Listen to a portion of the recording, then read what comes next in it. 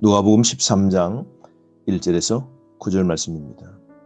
오늘 본문의 말씀은 죄를 회개하지 아니하면 심판을 피할 수 없음을 예수님께서 제자들에게 가르쳐 주십니다. 1절 말씀부터 보실까요? 그때 마침 두 사람이 와서 빌라도가 어떤 갈릴리 사람들의 피를 그들의 제물에 섞은 일로 예수께 아뢰니. 이건 그 당시에 있었던 사건을 예수님께서 언급하는데요. 갈릴리 유다 사람이 세금을 반대합니다. 그래서 사람들이 더불어 함께 폭동을 일으키게 됩니다. 당시 헤롯이 거대한 공사를 하게 되는데요. 비용을 충당하기 위해서 성전 재정을 요구하게 됩니다. 유대인들은 하나님의 것은 하나님 것이라 해서 감히 헤롯이 하나님의 것 성전의 재정을 요구하자 반발이 일어나게 된 것이죠. 반대합니다. 그때 헤롯이 군대를 보내게 됩니다. 군사들이 성전에서 예배 드리고 있을 때에 갈릴리 유다 사람들을 습격하게 됩니다. 그때 사람들의 피가 동물의 피와 섞여 하나님께 드려졌다라고 하는데요. 이 사건을 언급합니다. 그러면서 예수님께서 하신 말씀이 2절, 너희는 이 갈릴리 사람들이 이같이 해 받음으로 다른 모든 갈릴리 사람보다 죄가 더 있는 줄 아느냐. 갈릴리 사람이 큰 죄인이기에 끔찍한 학살당했다고 생각하지 말라, 착각하지 말라 그러시는 것이죠. 모든 사람은 다 똑같은 죄인임을 알고 회개하라는 겁니다. 3절에 너희도 만일 회개하지 아니하면 다 이와 같이 망하리라 말씀하십니다. 그러면서 예수님께서는 또 두 번째 사건을 언급합니다.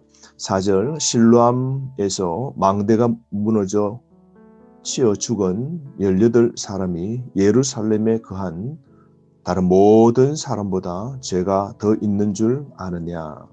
헤롯이 예루살렘 성벽 요새 중 무너진 망대를 수리하게 되는데요. 공사를 하다가 18명이 돌에 치여 죽게 된 그 당시에 사건을 예수님이 언급하시면서 5절에 이렇게 말씀하십니다. 5절이 3절하고 같은 내용입니다. 너희에게 이르노니 아니라 너희도 만일 회개하지 아니하면 다 이와 같이 망하리라.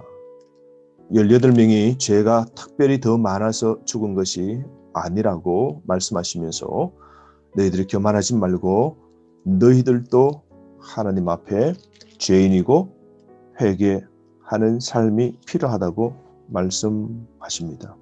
여러분, 많은 기회에도 회개하지 않으면 언젠가는 심판받습니다. 그러므로 회개는 영적 삶의 필수입니다. 하나님의 관계에서 회개는 필수입니다. 지금 죄에서 돌이켜야 됩니다. 하나님이 보내신 예수님을 우리가 온전히 믿는 삶이라면 하나님 앞에 내 자신의 모습을 살펴보아야 되는 것이죠. 하나님 앞에서 잘못을 매일매일 인정하고 회개하면서 살아야 됩니다. 그런 자만의 겸손히 하나님을 의지하게 되는 것이죠. 우리가 살다 보면 넘어지게 됩니다. 실수를 하게 됩니다.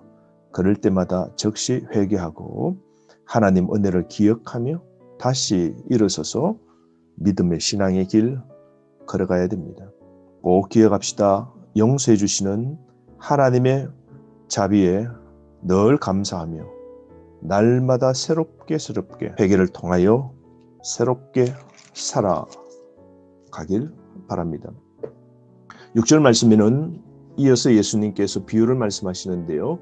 회개의 필요성에 대해서 비유로 말씀하십니다. 유명한 비유죠. 6절에 한 사람이 포도원에 무화과 나무를 심은 것이 있더니 와서 그 열매를 구하였으나 얻지 못한지라. 7절 포도원 지기에게 이르되 내가 3년을 와서 이 무화과 나무에서 열매를 구하되 얻지 못하니 찍어 버리라. 어찌 땅만 버리겠느냐. 비유로 말씀하시는데요. 이 포도원은 이스라엘 백성들을 말하죠. 세상 사람 즉 하나님의 교회 라고 말할 수도 있습니다. 여기에 주인은 하나님이시죠. 무화과는 바로 이스라엘 백성인데요. 여기 무화과 나무는 딱 한 그루의 무화과 나무를 말씀합니다. 우리 자신 아니겠습니까? 죄인인 우리 자신을 무화과 나무에 비유할 수 있습니다. 그런데 죄인인 우리가 하나님의 교회에 심겨진 게 뻔하죠. 하나님의 밭, 포도원에 우리가 심겨진 자들입니다. 포도밭에 무화과를 심을 만큼 주인이 무화과를 사랑했는데요. 하나님은 이스라엘 백성 또 우리를 사랑하시죠. 주인의 소원은 딱 한 가지입니다. 이스라엘에게 열매 맺기를 원하시는 것이죠. 무화과 나무는 심고 자라기 시작하는데요. 관상용이 아닙니다. 꽃과 향기는 없지만 오직 무화과 나무에 기대는 게 있다면 4월에서 10월 사이에 2번 내지 5번 열매를 맺게 됩니다. 그런데 오늘 열매를 맺지 못하자 심고 3, 4년 후에 열매를 맺기를 기다렸습니다. 그런데 열매가 맺히지 않는 겁니다. 상당한 시간을 준 거죠. 3, 4년 상당한 기회의 시간을 주었으나 열매를 얻지 못하게 되자 찍어버리라 그럽니다. 여러분, 이 무화과 나무의 열매, 이것은 하나님은 우리에게 열매를 찾으시는데요. 이 열매라는 게 회개입니다. 회개의 열매는 하나님을 사랑하고 이웃을 실천하는 삶, 하나님 말씀에 순종하고 거룩한 백성으로 살아가는 이 회개를 말씀하고 있죠. 회개할 충분한 기회를 상징하는 3년의 기회를 주었지만 회개를 하지 않고 회개의 열매가 없게 됩니다. 열매 없는 나무는 땅을 버리게 되고 다른 나무의 생산성을 떨어뜨리게 되죠. 그때에 8절 말씀, 주인이여 금년에도 그대로 두소서. 내가 두릅하고 거름을 줄이니. 포도원 치기가 주인에게 기회를 달라고 부탁합니다. 포도원 치기는 누굴까요? 예수님이죠. 예수님이 하나님께 한 번만 더 올리의 기회를 달라고 부탁합니다. 한 번에 더 기회를 주시는 이 하나님의 은혜와 자비를 볼 수 있습니다. 그러나 우리 하나님의 인내에도 한계가 있는 것입니다. 마지막에 이 기회를 놓치면 심판이죠. 열매 없는 무화과 나무, 그건 아무 소용이 없게 되는 것이죠. 9절 말씀에 이후에 만일 열매가 열면 좋거니와 그렇지 않으면 찍어 버리소서라고 합니다. 여러분, 포도원 치기의 아름다운 이 중보, 예수 그리스도십니다. 기회를 달라고 부탁하고 그 기회를 통하여 돌아오기를, 회개하기를 간절히 기다리시는 우리 예수님 마음을 우리는 읽을 수 있죠. 사랑하는 성도 여러분, 하나님께서 여러분 기회를 주고 계시죠. 회개하고 돌아서기를 하나님은 늘 바라고 계십니다. 그러므로 오늘 다시 새롭게 시작하는 삶을 삽시다.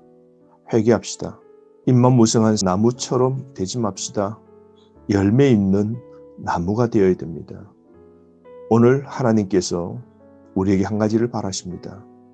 믿음의 열매입니다. 회개의 열매입니다. 회개를 보이는 삶, 주님이 오늘 원하십니다. 심판은 열매에 의해 결정되는 겁니다. 나무의 존재 이유는 열매이죠. 하루 열매 있는 삶 삽시다. 열매를 풍성히 맺어 아버지의 마음을 시원케 해드리는 저와 여러분 되기를 바랍니다. 하루 말씀 안에 승리하십시오.